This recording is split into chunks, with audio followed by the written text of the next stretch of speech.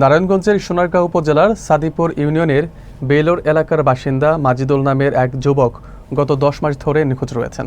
এই ঘটনায় তার পিতা আজিজুল হক সম্প্রতি সোনারগাঁ থানায় একটি সাধারণ ডায়েরি করেছেন। বিস্তারিত থাকছে আক্তার হোসেনের তথ্যচিত্রে।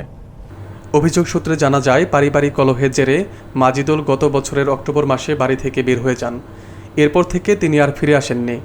আত্মীয় স্বজন সহ বিভিন্ন স্থানে খোঁজাখুঁজি করেও তার কোনো সন্ধান পাওয়া যায়নি। এমনকি তার ব্যবহৃত মোবাইল ফোনটিও বন্ধ রয়েছে। নিখোঁজ মাজিদুলের পিতা আজিজুল হক বলেন, 10 মাস হয়ে গেলেও আমার ছেলের কোনো খোঁজ মেলেনি। আমরা খুবই উদ্বিগ্ন। আইন শৃঙ্খলা বাহিনীর দিক থেকেও এখনও তেমন কোনো অগ্রগতি নেই। আমি প্রশাসন সহ সবার সহযোগিতা কামনা করছি।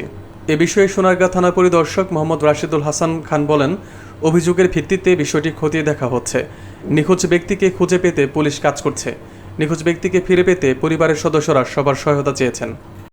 আমার ছেলে চলে যাওয়ার পরে বিভিন্ন জনের বিভিন্ন ধরনের কথাবার্তা বলে সাথে টাকা পয়সা পায়, বা আমার ছেলে বাড়িতে থাকার সময় কোনো লোক আমার বাড়িতে আসে নাই, এর সাথে কোনো ব্যবসায়িক লেনদেন বা এমনি কারো কাছে টাকা পয়সা নিছে এরকম কোনো নাই। কিন্তু এখন চলে যাওয়ার পরে আজকাল অনেকদিন যাবৎ আমাদের অনেকেই প্রেশার ক্রিয়েট করতেছে।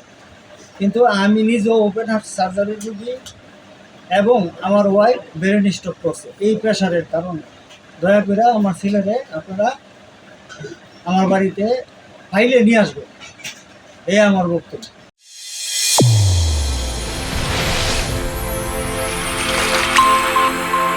চ্যানেল A1 হৃদয়ের স্পন্দন।